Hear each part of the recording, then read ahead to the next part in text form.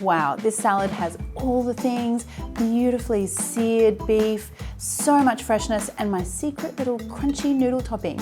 This is my Vietnamese beef and crunchy noodle salad. Okay, so first up, you guys have not seen crunchy noodles like this before. They're both sticky and crunchy. Oh, so good. They're my little secret weapon for this salad. So you want to start off with some of those like crunchy fried noodles that you get just in like the Asian section of your supermarket. And I want some sweet chili sauce here. And now a little dash of some ketchup mayonnaise or some dark sweet soy sauce, whatever you've got handy. I'll just give that a mix. Now these are kind of like a little bit magical. We're gonna pop them on the tray, they're gonna bake for a little bit, and then you're gonna think, wow, these aren't crunchy yet, and then they kind of just magically turn crunchy as they cool down. So just spread them out onto a tray with some baking paper, and you wanna bake these at about 170 Celsius, 10 minutes, but come back and turn them, give them a bit of a flip at about halfway through. All right, so let's chit chat about glass noodles next. So glass noodles, cellophane noodles, mung bean noodles, bean thread vermicelli noodles. Oh my goodness, so many names for these guys. But the thing about them is that they're a little tricky to cook. If you just throw them into some hot water, I find they get really sticky and really gluggy. So what you need to do is just pop them into a bowl and then just room temperature, just room temperature water, and cover them up. And let them do their thing for about 15 minutes before you cook them. It'll make all the difference, I promise. So in the meantime, I'm gonna cook some steak, and I have the most beautiful slices of Scotch fillet here. You could use rump, you could use a skirt steak, so many different options. But the thing is here that I wanna make sure that I give them a really good, aggressive seasoning here with some salt. Okay, so my pan is smoking hot now, and I'm gonna add in a little bit of oil. And look, you can go your own adventure with the way you want to grill your steaks, but I like super hot, and I get my steaks in, and I just give them maybe like a minute to get some color. Okay, so this is smelling really good. It's nice and smoky, which I like. Flip it over. Ah, such great color there. I mean, that's the benefit of getting your pan super hot.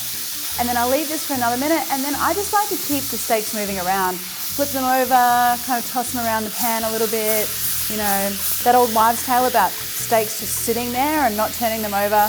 I'm not into it. I like to move them around and flip so that you're getting a nice even heat and you don't end up with, you know, big, thick grey bands of overcooked meat on the outside. That's my theory anyway. There's always method to the madness. I've been lied to all these years, Marion. I know, Dax. You've been sitting there. Only turn your steak once, you know. People giving you that lecture at the barbecue. Are you going to change up your grilling method now, Dax? I am. I'm converted. All right, so after multiple turning and flipping, we have the most beautiful crust on our beef. It looks beautifully cooked to me. I'm after like a medium rare kind of business, so I'm going to take these off and just let them rest. Okay, so let's get back to our glass noodles, and you can see that these have softened up. They're not completely soft, but they've kind of loosened a little bit, so I'm going to pop those into my boiling water now.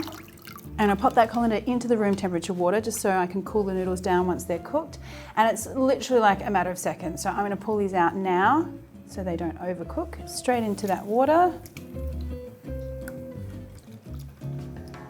And there we go. So that is the secret, my friends. Beautiful cooked noodles, not soggy, not overcooked. Just one more little trick, and that is to cut these so that they're more manageable. If they're really long and they kind of like pull out everywhere, I don't know, it's not good eating for me. So I'm gonna just get some scissors. And now this is like where all the Asian mums should look away now. You know that thing where, I don't know if you've got an Asian mom and she's like, don't cut the noodles. It's like, I don't know, very bad luck. Anyway, poor me, bad luck. But better noodle eating experience. Okay, so now I've got most things kind of ready. I'm gonna get going on all my like fresh, crunchy veg. So I need a shallot here. And you can totally go your own adventure with the greens. I'm gonna go in with some cucumber, some sugar snap peas,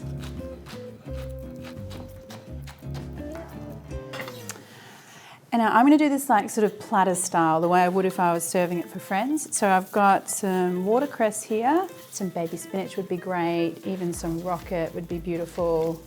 Now with the noodles, I like to make kind of little nests of noodles that people can dig into. So just kind of like twist them around to little bundles and lay them out.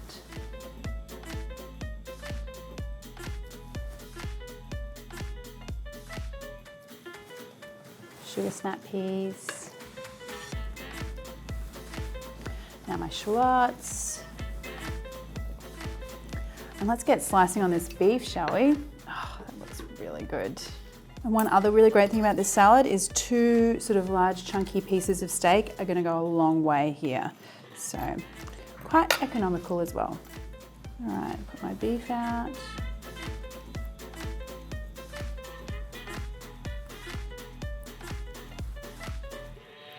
Cucumber.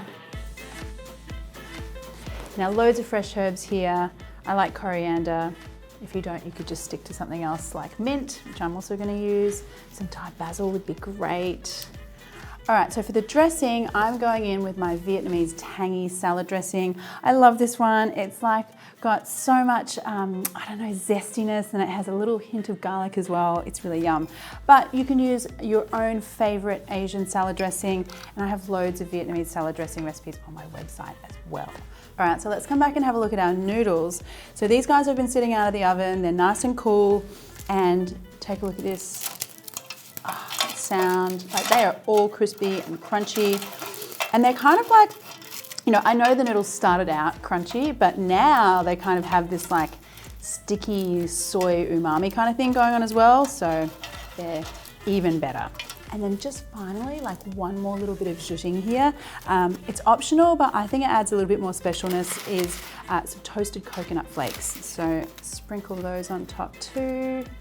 And there you go. I mean, that is one good looking salad. I mean, for me, a salad really has to, you know, it's got to be good. You got to really want to get in there. I'm not into, you know, anemic looking salads. What's a bad salad look like? Wilted. Shamed. No. You know what I mean though? You know those salads that like people put out at a barbecue, right? And you're like, Just looks like, sad. just Yeah. looks sad. Yeah. It's a sad salad. And it's really just there because everyone's like, I want to eat the steak. I'm just going to throw out a token salad. This is not a token salad. This is like star of the show salad. All right, I am going to enjoy this.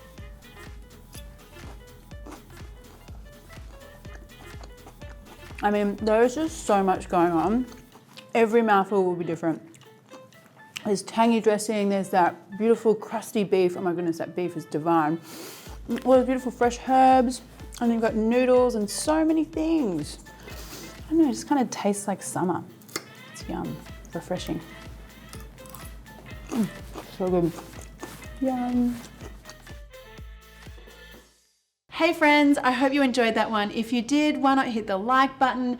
And even better, I would love so much if you would subscribe and even hit that little bell button so you get notified every time I release a new delicious video.